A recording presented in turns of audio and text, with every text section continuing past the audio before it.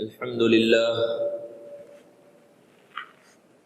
لله نحمده ونستعينه ونستغفره ونؤمن به ونتوكل عليه ونعوذ بالله من شرور أنفسنا ومن سيئات أعمالنا من يهد الله فلا مضل له ومن يضلل فلا هادي له ونشهد أن لا إله إلا الله وحده لا شريك له ونشهد أن سيدنا ومولانا محمدا عبده ورسوله صلى الله تعالى عليه وعلى آله وأصحابه وبارك وسلم تسليما كثيرا أما بعد فقد قال الله تعالى في القرآن المجيد والفرقان الحميد فأعوذ بالله من الشيطان الرجيم بسم الله الرحمن الرحيم ولله على الناس حج البيت من استطاع إليه سبيلا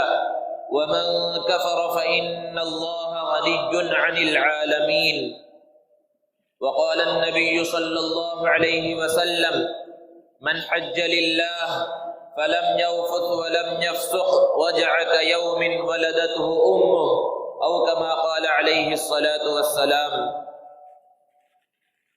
سنا ہے کل تیرے در پر ہجوم عاشقاں ہوگا، سنا ہے کل تیرے در پر ہجوم عاشقاں ہوگا، اجازت ہو تو آ کر ان میں شامل میں بھی ہو جاؤں۔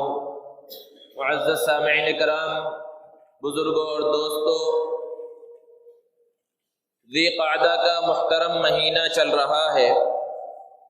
یہ مہینہ حج کے مہینوں میں سے ہے۔ قرآن میں اللہ رب العزت نے ارشاد فرمایا الحج اشہر معلومات، کہ حج کے چند متعینہ مہینے ہیں، ان میں سے شوال کا مہینہ، ذی قعدہ کا مہینہ اور ذی الحجہ کے شروع کے ایام ہیں۔ شوال کی فضیلت اللہ کے رسول صلی اللہ علیہ وسلم نے یہ بیان فرمائی کہ جو شوال کے مہینے کے 6 روزے رکھے تو پورے سال روزہ رکھنے کا ثواب اسے ملتا ہے۔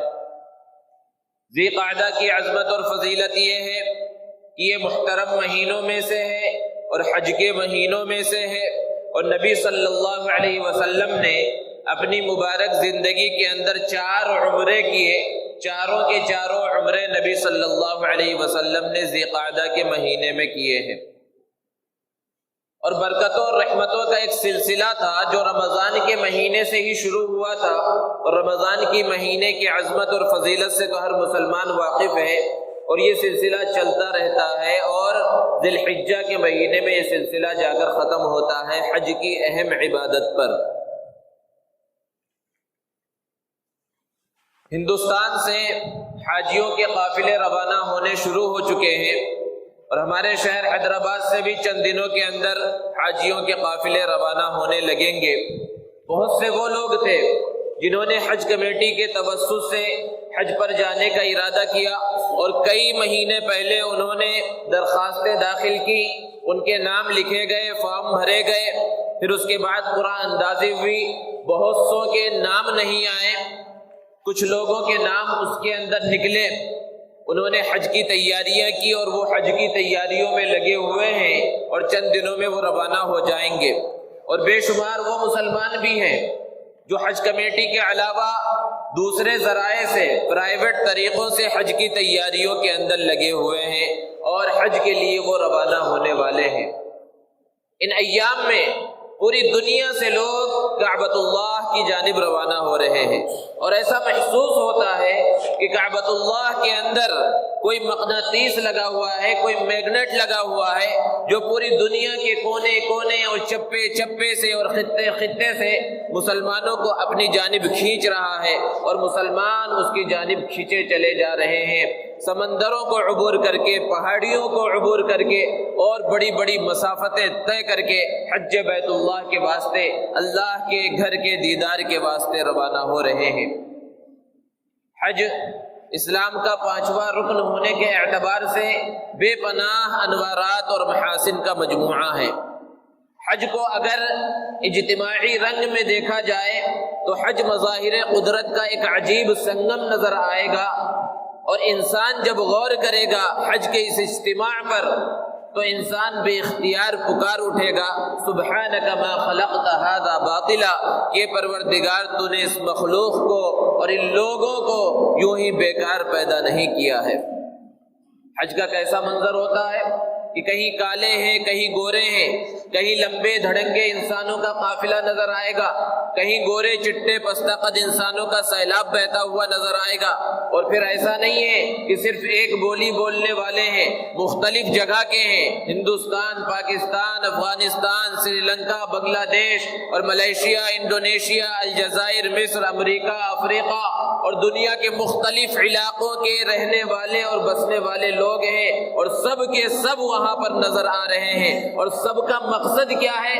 صرف اللہ کی رضا ہے، اللہ کو خوش کرنا سب کا مقصد ہے۔ مختلف چہرے، مختلف رنگ آپ کو نظر آئیں گے، لیکن آپ کو کوئی چہرہ کسی دوسرے چہرے سے ملتا ہوا نظر نہیں آئے گا۔ انسان اگر صرف وہیں جا کر اللہ کی قدرت پر غور کر لے تو وہ اللہ رب العزت کے مالک اور خالق ہونے کا اقرار کر لے گا۔ لوگ حج کے اجتماع کے فلسفے بیان کرتے ہیں، حج کو بین الاقوامی کانفرنس، انٹرنیشنل کانفرنس کا نام دیا جاتا ہے، اور پھر اس پر طرح طرح کے حاشیے چڑھائے جاتے ہیں، لیکن یہ سب انسانی تعبیرات ہیں جس کے اندر سوز و ساز نہیں ہے۔ حج کو اگر ایک سچے پکے مسلمان کی نگاہ سے دیکھا جائے تو حج کیا ہے؟ حج ایک عاشقانہ عبادت ہے۔ حج نام ہے حضرت ابراہیم علیہ السلام کی چند اداؤں کا، حج نام ہے حضرت اسماعیل علیہ السلام کی چند وفاؤں کا، حج نام ہے حضرت ابراہیم اور حضرت اسماعیل علیہ السلام کی چند دعاؤں کا۔ یہی ادائیں، یہی وفائیں، یہی دعائیں حج بن گئی۔ ایک مسلمان حج کے ارادے سے اپنے گھر سے روانہ ہوتا ہے، اور جب حج کے سفر پر وہ روانہ ہوتا ہے تو اب اس سے کہا جاتا ہے کہ بھئی یہ قیمتی شیروانی اتار دو، یہ کرتا پائجامہ اتار دو، یہ سوٹ جو تم نے قیمتی پہن رکھا ہے اس کو اتار دو، یہ قیمتی جوتا جو تم نے پہن رکھا ہے اس کو اتار دو، یہ قیمتی چپل جو تم نے پہن رکھا ہے اس کو بھی اتار دو، اور یہ قیمتی اور خوبصورت عمامہ جو تمہارے سر پر ہے، اور جو ٹوپی تمہارے سر کے اوپر ہے، اور جو کیپ تمہارے سر کے اوپر ہے اس کو بھی اتار دو، اور کفن کی دو چادروں کی طرح اپنے اوپر اسی طرح چادریں ڈال لو اور پھر روانہ ہو جاؤ۔ اب اگر کوئی کہے کہ میں بہت بڑا ڈاکٹر ہوں، میں بہت بڑا پروفیسر ہوں، میں بہت بڑا عالم ہوں، بہت بڑا مفتی ہوں، میں بہت بڑا امام ہوں، میں شیخ الحدیث ہوں، میں تو اسی کپڑے میں جاؤں گا، تو اس کی بات کو قبول نہیں کیا جائے گا۔ وہ چاہے جتنے بڑے درجے والا انسان ہو، چاہے جتنا بڑا مقام و مرتبہ رکھتا ہو، ہر ایک کے لیے یہی حکم ہے کہ ایک رنگ میں سارے کے سارے لوگ نظر آئے، اور دنیا کے الگ الگ کونوں سے لوگ وہاں پہنچ رہے ہیں، الگ الگ بولیاں بولنے والے ہیں، بہت سے وہ ہیں جو عربی نہیں جانتے، اردو نہیں جانتے، لیکن سارے حاجیوں کے زبان پر ایک ترانہ ہے جو حاجیوں کا عالمی ترانہ ہے، لبیک اللہم لبیک، لبیک لا شریک لک لبیک، ان الحمد والنعمت لک والملک لا شریک لک۔ یہ پروردگار میں حاضر ہوں، مقصد تو وہی ہے کہ اللہ کو راضی کرنا ہے۔ اب ایک انسان روانہ ہوا اور سفر کر کے مکہ المکرمہ پہنچ گیا، اور پھر مسجد حرام کے اندر داخل ہو رہا ہے، اور اب اس کے سامنے وہ عظیم کعبہ ہے جس کعبے کے لیے انسان کا دل دھڑکتا ہے اس کے دیدار کے واسطے۔ ایک عمرہ کرنے والا، ایک حج کرنے والا جب وہاں کعبۃ اللہ کے سائے میں پہنچتا ہے اور پہلی نگاہ اس کی کعبۃ اللہ کے اوپر پڑتی ہے تو کیا دل کا منظر اور دل کی کیفیت ہو سکتی ہے؟ ایک عام آدمی اس کو بیان نہیں کر سکتا، اس کو تو وہی محسوس کر سکتے ہیں جنہوں نے اس منظر کو دیکھا ہے اور جو وہاں سے گزرے ہیں۔ ایسے موقع پر انسان اپنا دل کھول کے رکھ دے، اللہ رب العزت سے جو مانگے، جو چاہے مانگے۔ اور پھر اس کے آگے اور آگے بڑھا. اب پھر طواف کا معاملہ ہے، طواف کا مرحلہ ہے. اب طواف کرنا شروع کیا تو اسے حکم ہے کہ طواف کے کچھ چکروں کے اندر رمل کرو. رمل کسے کہا جاتا ہے؟ اکڑ کر چلو، پنجوں کے بل چلو، عام حالات کے مطابق مت چلو. اب دل میں خیال پیدا ہوگا یہ اکڑ کے چلنا کیوں ہے؟ اللہ رب العزت کے سامنے تو اکڑنا مناسب نہیں ہے. اللہ رب العزت کو تواضع اور عاجزی پسند ہے. تو اسے کہا جائے گا، جواب دیا جائے گا کہ جب اسلام کا آغاز تھا، نبی صلی اللہ علیہ وسلم پر لوگ آہستہ آہستہ مسلمان ہو رہے تھے اور آپ کے ہاتھ پر ایمان قبول کر رہے تھے، اور زیادہ تر لوگوں کی تعداد ایسی تھی جو کمزوروں پر مشتمل تھی، غریبوں پر مشتمل تھی. تو کفار مکہ مذاق اڑایا کرتے تھے کہ آپ کے ماننے والے کمزور لوگ ہیں. اس وقت اللہ کی طرف سے حکم آیا تھا کہ اپنے صحابہ کو حکم دے دیجئے کہ یہ طواف کے وقت اکڑ کر چلیں، ان کافروں کو بتلائیں کہ یہ کمزور نہیں ہے. آج کوئی سوال کرے کہ وہ زمانہ نہیں رہا، وہ کفار نہیں رہے، وہ مشرکین مکہ نہیں رہے، بلکہ اب تو حال یہ ہے کہ کوئی کافر وہاں پر پہنچ بھی نہیں سکتا، تو کیا وہ اکڑ کے چلنا اب بھی باقی ہے؟ وہ پنجوں کے بل چلنا اب بھی باقی ہے؟ وہ رمل کا حکم اب بھی باقی ہے؟ تو جواب دیا جائے گا ہاں، وہ حکم اب بھی باقی ہے. اگرچہ وہ کفار نہیں رہے، وہ مشرکین نہیں رہے، لیکن ابتدا کے لوگوں نے، صحابہ نے اور اس زمین کے بہترین لوگوں نے چونکہ وہ عمل کر کے دکھایا تھا، اور حج تو نام ہے اللہ کے محبوبوں کی چند اداؤں کا، اللہ رب العزت نے اس کو ہمیشہ کے واسطے باقی رکھا ہے. اور پھر اس کے بعد کعبۃ اللہ کی دیوار کے ایک کونے میں ایک پتھر لگا ہوا ہے جو جنت سے لایا گیا پتھر ہے، جسے حجر اسود کہا جاتا ہے. اگر موقع ملے تو اسے چومنا ہے. نبی صلی اللہ علیہ وسلم نے ارشاد فرمایا جب جنت سے آیا تھا تو دودھ کی طرح سفید تھا، یہ لوگوں کے اور بندوں کے گناہوں کو اپنے اندر جذب کر لیتا ہے، جس کی وجہ سے یہ کالا ہو گیا ہے. اب اس کو چوما جا رہا ہے. اور پھر اس کے بعد اس کے قریب میں اور ایک پتھر رکھا ہوا ہے، مقام ابراہیم. وہ عظیم پتھر ہے جس پر کھڑے ہو کر سیدنا ابراہیم علیہ السلام نے بیت اللہ کی تعمیر کی تھی. ان کے قدموں کے نشان اس پر موجود ہیں. کفار مکہ اور مشرکین مکہ پتھروں کو بہت زیادہ پسند کرتے تھے، یہاں تک کہ جب وہ سفر بھی کرتے تو اپنے سامان رکھنے کے تھیلے میں بھی کوئی پتھر رکھ لیا کرتے تھے. لیکن یہ اللہ کا فضل ہے، اللہ کا کرم ہے کہ یہ دو پتھر اس زمانے میں بھی وہی مسجد حرام میں اور کعبۃ اللہ کے دامن میں موجود تھے. لیکن تاریخ بتلاتی ہے کہ ان دونوں پتھروں کی کبھی بھی پوجا نہیں کی گئی، ان دونوں پتھروں کی کبھی بھی عبادت نہیں کی گئی. وہاں پر حکم ہے کہ اس کو چوما جائے، اس کو بوسہ دیا جائے اور مقام ابراہیم کے پاس نماز پڑھی جائے. یہ چومنا کیوں ہے پتھر کو اور پھر وہاں نماز پڑھنا کیوں ہے؟ بس اس وجہ سے ہے کہ اللہ نے حکم دیا ہے، نبی صلی اللہ علیہ وسلم کا طریقہ ہے. اسی لیے سیدنا عمر رضی اللہ تعالی عنہ نے ایک مرتبہ حجر اسود کو خطاب کرتے ہوئے کہا تھا انک حجر لا تنفع ولا تضر، کہ تو صرف ایک پتھر ہے، تو نہ نفع پہنچا سکتا ہے نہ نقصان پہنچا سکتا ہے. ہم صرف اس وجہ سے تجھے چومتے ہیں کہ ہم نے نبی صلی اللہ علیہ وسلم کو تجھے چومتے ہوئے دیکھا ہے. اور اسلام کی حقیقت ہی یہی ہے کہ اللہ کا حکم ہو اور نبی صلی اللہ علیہ وسلم کا طریقہ ہو، اس کے سامنے سب کچھ انسان قربان کرنے کے لیے تیار ہو. مقام ابراہیم کے پاس 2 رکعت نماز پڑھنے کا حکم ہے کہ انسان جب طواف سے فارغ ہو جائے تو 2 رکعت نماز پڑھے. اللہ کے رسول صلی اللہ علیہ وسلم طواف فرما رہے ہیں، ساتھ میں سیدنا عمر رضی اللہ تعالی عنہ ہے. جب طواف سے فارغ ہو گئے تو حضرت عمر رضی اللہ تعالی عنہ نے ارشاد فرمایا اے اللہ کے رسول، میرا دل چاہتا ہے کہ میں مقام ابراہیم کے پاس 2 رکعت نماز ادا کروں. اللہ کے رسول صلی اللہ علیہ وسلم خاموش رہے، کیونکہ آپ کی صفت قرآن نے بیان کی ہے وَمَا يَنطِقُ عَنِ الْهَوَىٰ إِنْ هُوَ إِلَّا وَحْيٌ يُوحَىٰ، کہ نبی صلی اللہ علیہ وسلم اپنی طرف سے کوئی بات نہیں کہتے، آپ وہی ارشاد فرماتے ہیں جو اللہ کی طرف سے پیغام نازل ہوتا ہے.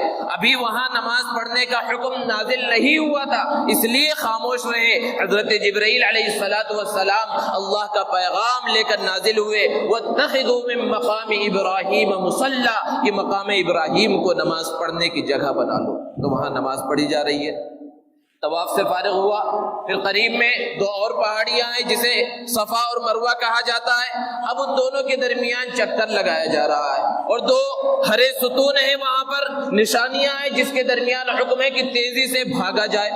وہاں چکر کیوں لگایا جا رہا ہے، تیزی سے کیوں دوڑا جا رہا ہے؟ یہ حضرت ہاجرہ کی سنت ہے۔ جب حضرت اسماعیل علیہ السلام کو چھوڑ کر حضرت ابراہیم علیہ السلام روانہ ہو گئے تھے تو پانی کی تلاش میں ان کی والدہ محترمہ حضرت ہاجرہ نے ان دونوں پہاڑیوں کے درمیان چکر لگائی تھی، پہاڑیوں پر چڑھ کر پانی کو تلاش کیا تھا، دیکھا تھا، اور جب دوسری پہاڑی کی طرف جاتی تو درمیان میں تیزی سے دوڑتی کہ بچہ نظروں سے اوجھل ہو گیا تھا۔ اللہ کو وہ ادا اتنی پسند آئی کہ اس کو حج اور عمرے کا رکن بتا دیا اور اس کے اندر باقی رکھا کہ اس کو بھی کرنا ہے۔ اور پھر اس کے بعد مینا کے میدان میں انسان پہنچتا ہے، اور مینا کے میدان میں پہنچنے کے بعد وہاں شیطان کے مجسمے، وہ کوئی شیطان نہیں ہے، بعض لوگ وہاں پر غصے میں اور جوش میں آ جاتے ہیں اور جو چاہے کوئی چپل ہو کوئی چھتری سے مارنا شروع کر دیتا، یہ سب غلط طریقہ ہے۔ طریقہ وہی صحیح ہے جو نبی صلی اللہ علیہ وسلم نے بتلایا ہے، وہ کوئی اصلی شیطان نہیں ہے، اس کی ایک نشانی وہاں پر موجود ہے، اس کو کنکری ماری جا رہی ہے۔ کنکری مارنے کا طریقہ بھی نبی صلی اللہ علیہ وسلم نے سکھلایا ہے۔ کیوں مارا جا رہا ہے؟ حضرت ابراہیم علیہ السلام نے اس مقام پر شیطان کو پتھروں سے مارا تھا جب اس نے بہکانے کی کوشش کی تھی کہ کوئی باپ ایسا ہوتا ہے جو اپنے پیارے بیٹے کو، اور جو بڑی دعاؤں کے بعد پیدا ہوا ہو، اس کو اللہ کی راہ میں قربان کر دے۔ کوئی باپ اپنے بیٹے کو ذبح کر سکتا ہے، قربان کر سکتا ہے؟ تو اس وقت جس طرح حضرت ابراہیم علیہ السلام نے اس شیطان کو مارا تھا، اس کو اللہ رب العزت نے رہتی دنیا تک کے واسطے باقی رکھ دیا، کیونکہ حج تو نام ہی ہے اللہ کے محبوبوں کی چند اداؤں کا۔ اور پھر اس کے بعد حج کا جو سب سے بڑا رکن ہے وقوف عرفہ، میدان عرفات کے اندر پہنچنا 9 ذی الحجہ کو، کہ اگر کوئی وہاں پر نہیں پہنچا تو ساری زندگی اگر وہاں کھڑا رہے، باقی 359 دن وہاں کھڑا رہے اور 9 ذی الحجہ کو وہ وہاں پر نہیں پہنچا تو اس کا حج ادا نہیں ہو سکتا۔ اور میدان عرفات کے اندر جو حجاج کرام پہنچتے ہیں اور ایک ہی وقت میں لاکھوں کا مجمع وہاں پر پہنچ جاتا ہے۔ کیوں اتنا بڑا مجمع جمع ہوا ہے؟ کوئی چیز وہاں پر نہیں ہے۔ اگر بقیہ ایام میں جب حج نہ ہو رہا ہو وہاں پر جا کے دیکھیں تو صرف چٹیل میدان اور پہاڑیاں آپ کو نظر آئیں گی، کوئی چیز نظر نہیں آئے گی، کوئی بازار آپ کو نظر نہیں آئے گا۔ لیکن ان دنوں کے اندر اتنا بڑا مجمع وہاں پر جمع ہو گیا۔ کیوں جمع ہو گیا؟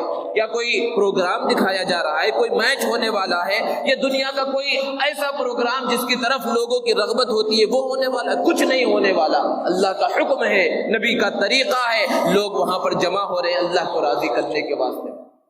اور وقوف عرفہ اور میدان عرفات میں وقوف کی وہ عظمت، وہ فضیلت ہے کہ نبی صلی اللہ علیہ وسلم نے ارشاد فرمایا کہ جو میدان عرفات میں بھی یہ سوچے کہ میری بخشش ہوئی کہ نہیں ہوئی، اس سے بڑا گنہگار کوئی بھی نہیں ہے۔ وہاں ہر ایک کی مغفرت کر دی جاتی ہے، ہر ایک کی بخشش کر دی جاتی ہے۔ اسی لیے نبی صلی اللہ علیہ وسلم نے ارشاد فرمایا کہ شیطان اس دن بہت زیادہ کمزور اور لاغر اور پریشان نظر آتا ہے۔ اور آخر پریشان کیوں نہ ہو؟ اس کی تو ذمہ داری ہے لوگوں کو بہکانا، لوگوں کو غلط راستوں پر ڈالنا۔ ایک آدمی پر اس نے پوری زندگی محنت کی، وہ 20 سال 30 سال 40 50 سال جب تک وہ حج کرنے گیا پوری زندگی محنت کرتا رہا، اس کو بہکانے کی، اس کو غلط راستوں پر ڈالنے کی، اس کو اللہ اور نبی سے دور کرنے کی کوشش کرتا رہا۔ اب وہ آدمی حج کرنے کے واسطے پہنچا اور وقوف عرفہ اس نے کیا، میدان عرفات میں کھڑا ہوا، اس کی پوری محنت کے اوپر پانی پھر گیا تو پریشان نہیں ہوگا؟ اب اس سے زیادہ پریشان کون ہوگا؟ یہ وہ عظیم جگہ ہے۔ تو یہ حجاج کرام ان ارکان کو مختصر انداز میں جس کا ایک نقشہ بتلایا گیا، ہلکی سی جھلک دکھلائی گئی، وہ حجاج کرام وہاں پر پہنچتے ہیں اور اپنے حج کو اور اپنے عمروں کو ادا کرتے ہیں اور اللہ رب العزت کے قرب کو حاصل کرتے ہیں۔ دوستو، حج کی عبادت ایک عجیب عبادت ہے، عام عبادتوں سے بالکل الگ انداز ہے اس کا۔ نماز کو دیکھیے کہ نماز دن میں 5 مرتبہ پڑھی جاتی ہے، 5 مرتبہ پڑھنا فرض ہے، اور نفلی نماز انسان جب چاہے جتنا چاہے پڑھ لے، مکروہ اوقات کو چھوڑ کر۔ اسی طرح روزہ ہے، سال میں 1 مرتبہ 1 مہینے کا روزہ رکھنا ہے، لیکن نفلی روزے انسان جب چاہے جتنا چاہے رکھ لے، صرف ان دنوں کو چھوڑ کر جن دنوں میں روزہ رکھنا حرام ہے۔ اور زکوٰۃ سال میں ایک مرتبہ مالداروں کے اوپر فرض ہے، لیکن نفلی صدقہ خیرات سال کے 12 مہینے جب چاہے جہاں چاہے جتنا چاہے دے سکتا ہے، خرچ کر سکتا ہے۔ لیکن زکوٰۃ ایک ایسی عبادت ہے جس کے لیے وقت بھی متعین ہے، جگہ بھی متعین ہے۔ ایسا نہیں ہے کہ سال کے کسی اور وقت میں ادا کر لیا جائے یا کسی اور مقام پر ادا کر لیا جائے، ایسا نہیں ہے۔ حج کی یہ خصوصیت ہے کہ اس کے لیے جگہ متعین ہے، سفر کر کے وہاں پہنچنا پڑے گا، اور پھر ان دنوں کا آنا بھی ضروری ہے کہ وہ حج کے ایام آ جائیں تو اس وقت ہی حج ادا کیا جائے گا۔ عام طور پر جو عبادتیں ہیں وہ 2 طرح کی ہیں۔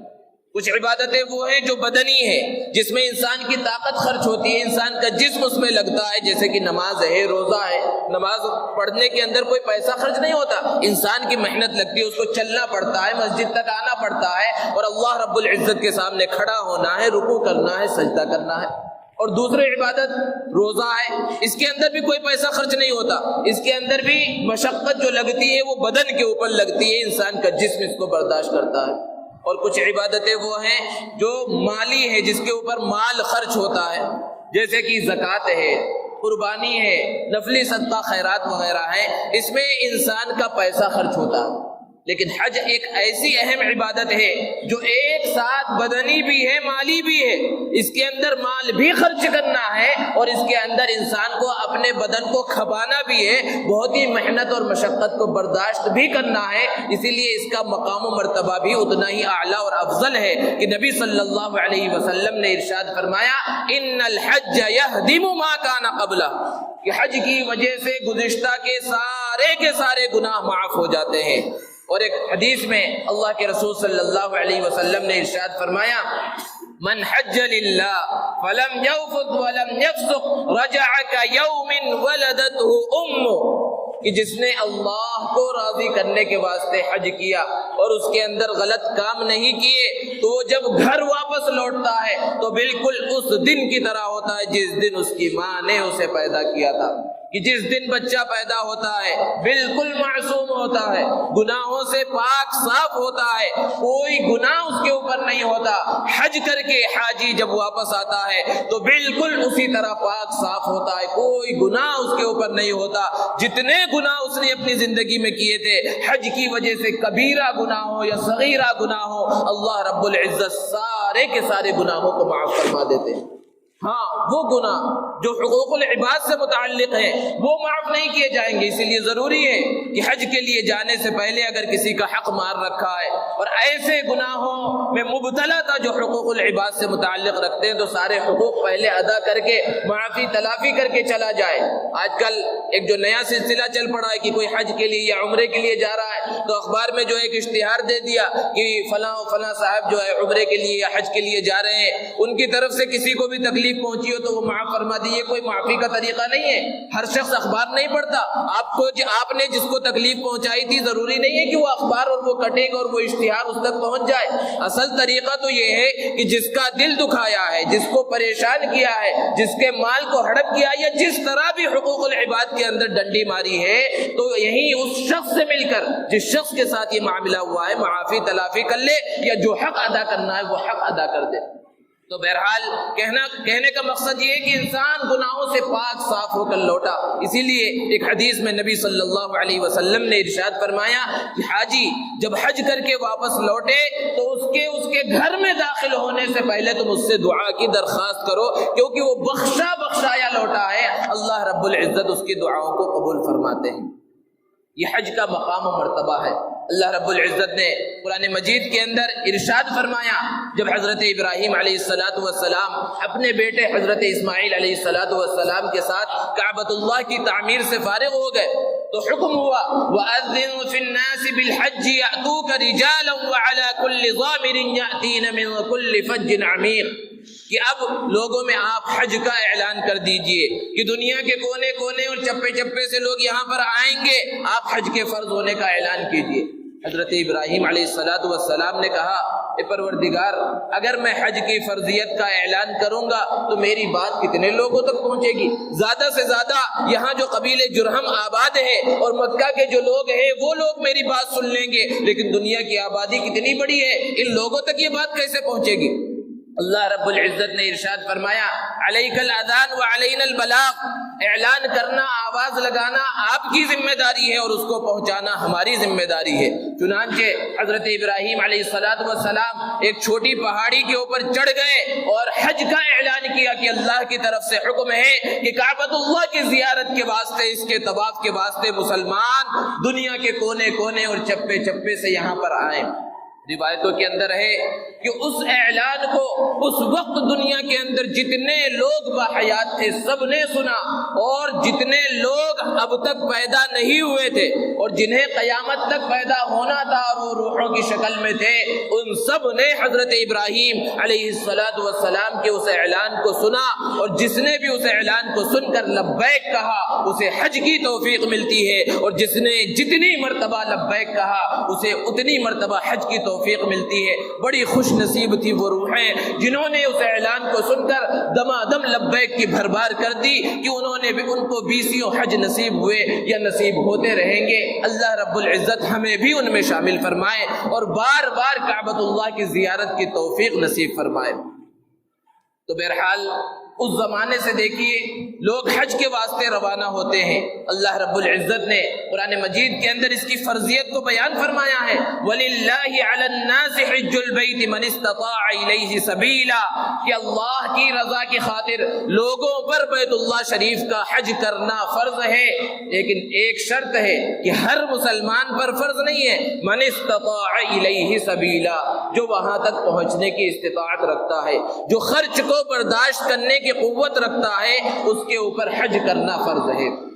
یہ حج کرنا ہر مسلمان پر ضروری نہیں، جو وہاں پہنچنے کی استطاعت رکھتا ہے، مالدار ہے، اللہ رب العزت نے اسے نوازا ہے، اس کے لیے حج کرنا ضروری ہے۔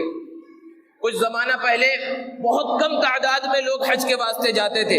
جب ہوائی جہازوں کا انتظام نہیں تھا اور پانی کے جہاز جایا کرتے تھے تو پھر انسان بہت بڑی عمر میں پہنچ جاتا اور بالکل بوڑھا ہو جاتا تو حج کا ارادہ کرتا تھا، حج کرتا نہیں تھا، بلکہ اس وقت حج کا ارادہ کیا جاتا تھا بڑھاپے کی عمر میں، اور پھر پانی کے جہاز سے لوگ روانہ ہوتے تھے کئی مہینے پہلے، اور راستے میں کئی مہینے لگ جایا کرتے تھے۔ پہلے دخانی کشتیاں اور ہواؤں والی کشتیوں سے جاتے تھے، کئی لوگ گئے تو اس میں سے کچھ بچ کر واپس آئے 6-7 مہینے کے بعد۔ مشکل بھی تھا حج، اور پھر اس کے بعد جب پانی کے جہاز جو مشینوں سے چلتے تھے ان کا ایجاد ہوا تو کچھ تعداد بڑھی اور لوگوں نے حج کرنا شروع کیا۔ لیکن ممبئی کے بندر گھاٹ سے جب جہاز روانہ ہوتے تھے تو واقعات میں لکھا ہے کہ بہت سی مرتبہ ایسا ہوا کہ جہاز میں کچھ سیٹیں خالی رہ گئی اور جہاز والوں نے اعلان کیا کہ اگر مفت میں کوئی حج کے واسطے چلنا چاہتا ہے تو چلے، ہمارے پاس 1-2 سیٹیں خالی ہے۔ ایسا وقت بھی تھا، لیکن آج اللہ کا فضل ہے، اللہ کا شکر ہے کہ کتنی بڑی تعداد میں مسلمان حج کا ارادہ کرتے ہیں کہ کئی مہینے پہلے حج کمیٹی کی طرف سے اعلان ہوتا ہے کہ حاجیوں کی درخواستیں وصول کی جا رہی ہیں، پھر قرآن اندازی ہوتی ہے، پھر نام نکلتا ہے، اور بہت سے لوگوں کا نام نہیں نکلتا، اور بہت سے وہ ہیں جو پرائیویٹ طور پر دوگنا اور تیگنا خرچ کر کے جو ہے حج کے واسطے روانہ ہوتے ہیں۔ لیکن اس کے باوجود مالداروں کا اور اہل ثروت کا ایک بہت بڑا طبقہ ایسا ہے کہ مال ہونے کے باوجود بھی حج کا ارادہ نہیں کر رہا، مال ہونے کے باوجود، حج فرض ہو جانے کے باوجود بھی حج کا ارادہ نہیں ہے اور حج نہیں کر رہا ہے۔ ایسے لوگوں کو اپنا محاسبہ کرنے کی ضرورت ہے کہ جب حج فرض ہو گیا اور اللہ نے نوازا ہے تو پھر حج کرنا ضروری ہے، کیونکہ نبی صلی اللہ علیہ وسلم نے جہاں فضائل بیان فرمائے ہیں حج کے کہ حج کرنے سے یہ مقام اور یہ مرتبہ ملتا ہے، وہیں قرآن میں بھی سخت وعید اللہ رب العزت نے بیان فرمائی۔ جہاں حج کی فرضیت کو بیان فرمایا اسی آیت کے اگلے ٹکڑے میں بیان فرمایا وَمَن كَفَرَ فَإِنَّ اللَّهَ غَنِيٌّ عَنِ الْعَالَمِينَ، کہ جو انکار کر دے تو اللہ رب العزت دنیا والوں سے بے نیاز ہے۔ انکار 2 طرح کا ہوتا ہے، ایک تو زبانی انکار کر دے کہ میں حج کو نہیں مانتا، تب تو وہ کافر ہو گیا، اور ایک ہوتا ہے عملی انکار کہ حج فرض ہو گیا، مال و دولت موجود ہے، اس کے باوجود بھی حج نہیں کر رہا ہے، تو اگرچہ وہ زبان سے انکار نہیں کر رہا لیکن اپنے عمل کے ذریعے وہ انکار کر رہا ہے۔ ایسے لوگوں کے واسطے سخت وعید نبی صلی اللہ علیہ وسلم نے بیان فرمائی۔ ارشاد فرمایا کہ جس پر حج فرض ہو گیا، جس کو اللہ نے اتنے مال و دولت سے نوازا کہ وہ بیت اللہ شریف پہنچ سکے، حج کی فرضیت کو ادا کر سکے، اس کے باوجود بھی وہ حج نہ کرے تو مجھے کوئی پرواہ نہیں ہے کہ وہ یہودی ہو کر مر جائے یا نصرانی ہو کر مر جائے۔ اتنی سخت وعید نبی صلی اللہ علیہ وسلم نے بیان فرمائی۔ حضرت عبداللہ ابن عمر رضی اللہ تعالی عنہ نے ارشاد فرمایا کہ جس مسلمان کے اوپر حج فرض ہوا اور حج فرض ہونے کے باوجود بھی اس نے حج نہیں کیا تو قیامت کے دن اس کی پیشانی کے اوپر کافر لکھا ہوا ہوگا۔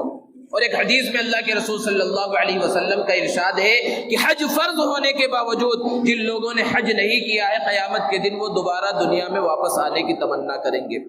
اتنی سخت وعیدیں اللہ کے رسول صلی اللہ علیہ وسلم نے بیان فرمائی۔ سن 9 ہجری میں جب حج فرض ہوا تھا اللہ کے رسول صلی اللہ علیہ وسلم نے اس سال حج نہیں کیا، کیونکہ زمانے جاہلیت کے لوگ بھی حج کرتے تھے، انہوں نے حج کے ایام کو بدل رکھا تھا، وہ اپنی مرضی سے جون سا مہینہ چاہتے اس مہینے کے اندر حج کر لیا کرتے تھے، اور جو تاریخ چاہتے اس تاریخ کے اندر حج کو متعین کر دیتے۔ اللہ کے رسول صلی اللہ علیہ وسلم نے حضرت ابو بکر اور حضرت علی رضی اللہ عنہما کو امیر بنا کر حج کے لیے روانہ کیا اور کہہ دیا کہ جا کر اعلان کر دو کہ آئندہ سال جو حج ہوگا اپنے صحیح اور مقررہ وقت کے اوپر ہوگا، اور اس میں صرف اور صرف مسلمان ہی شریک ہو سکیں گے، کوئی دوسرا اس کے اندر شریک نہیں ہو سکے گا۔ اور اللہ کے رسول صلی اللہ علیہ وسلم نے سن 10 ہجری میں اپنی حیات طیبہ کا پہلا اور آخری حج کیا، جس کے اندر بے شمار صحابہ کرام، روایتوں کے اندر ہے کہ 1.25 لاکھ سے 1.5 لاکھ تک صحابہ کرام رضوان اللہ تعالی علیہم اجمعین اللہ کے رسول صلی اللہ علیہ وسلم کے ساتھ اس حج کے اندر شامل ہوئے، اور اللہ کے رسول صلی اللہ علیہ وسلم نے اسی حج کے اندر پورے حج کے طریقے کو، حج کے مناسک کو صحابہ کرام رضوان اللہ تعالی علیہم اجمعین کو سکھلایا۔ تو بہرحال بہت سے لوگ ہیں جن پر حج فرض ہو گیا، اور مختلف بہانوں سے، کچھ لوگوں کا یہ بہانہ ہے کہ ہمارے پاس پیسے موجود ہیں لیکن ذاتی گھر نہیں، ابھی گھر بنانا ہے۔ علماء نے بیان فرمایا احادیث کی روشنی کے اندر کہ اگر گھر بنا لیا تو اچھی بات ہے، لیکن بنانے کے واسطے پیسے رکھے ہوئے ہیں گھر خریدنے کے واسطے اور بنا بھی نہیں رہا ہے، اور حج کے ایام آ جائیں تو اس پر حج فرض ہو جاتا ہے۔ بہت سے لوگوں کا جو ہے یہ اعتراض ہوتا ہے اور یہ شبہ بھی ذہنوں میں ہوتا ہے کہ ہماری بیٹیاں ہیں، ابھی بچیوں کی شادی کرنا، اگرچہ ہمارے پاس پیسے ہیں لیکن جب تک بچیوں کی شادی نہیں ہو جائے گی جب تک جو ہے حج فرض نہیں ہوتا۔ یہ بھی بڑی غلط فہمی ہے۔ اگر کسی کے پاس پیسہ موجود ہے، یہاں تک کہ سونا چاندی بھی اتنی بڑی مقدار میں موجود ہے کہ جس سے حج فرض ہو سکتا ہے اور حج کے لیے انسان جا سکتا ہے، تو اس پر بھی حج فرض ہو جاتا ہے۔ تو یہ جو بہانے مختلف کیے جاتے ہیں کہ یہ کرنا ہے وہ کرنا ہے، یہ سب دنیاوی بہانے ہیں جو قیامت کے دن چلنے والے نہیں ہیں۔ حج فرض ہونے کے بعد اگر کسی نے حج نہیں کیا اور اسی حالت میں اس کا انتقال ہو گیا تو گویا کہ ایک فریضے کو چھوڑ کر اس کا انتقال ہوا ہے۔ دوستو، جو شخص حج کرنے کے واسطے جاتا ہے، حج کے لیے مکہ المکرمہ پہنچ گیا اور حج کے فرائض سے وہ فارغ ہو گیا، تو کون سا مسلمان ایسا ہوگا کہ بیت اللہ شریف تک جائے، کعبۃ اللہ اور مکہ المکرمہ تک جائے اور وہ مدینہ المنورہ تک نہ جائے، اللہ کے رسول صلی اللہ علیہ وسلم کے شہر کا دیدار کرنے کے واسطے اور روضہ رسول کی زیارت کرنے کے واسطے نہ جائے؟ ایسا کوئی مسلمان نہیں ہوگا۔ سارے حجاج کرام روضہ رسول کی زیارت کے واسطے بھی پہنچتے ہیں۔ اللہ کے رسول صلی اللہ علیہ وسلم نے بڑے فضائل بیان فرمائے ہیں۔ ارشاد فرمایا من زار قبری وجبت له شفاعتی، کہ جس نے میرے قبر کی زیارت کی اس کے لیے میری شفاعت واجب ہو گئی۔ اور مدینہ المنورہ میں مسجد نبوی کے اندر 40 نمازیں مسلسل پڑھنے والوں کے واسطے نبی صلی اللہ علیہ وسلم نے فضائل بیان فرمائے ہیں۔ تفصیل کا موقع نہیں ہے، اللہ رب العزت سے دعا ہے کہ اللہ رب العزت ہم سب کو حج کے فریضے کو ادا کرنے کی توفیق عطا فرمائے اور اس کے واسطے وسائل مہیا فرمائے۔ وآخر دعوانا الحمدللہ۔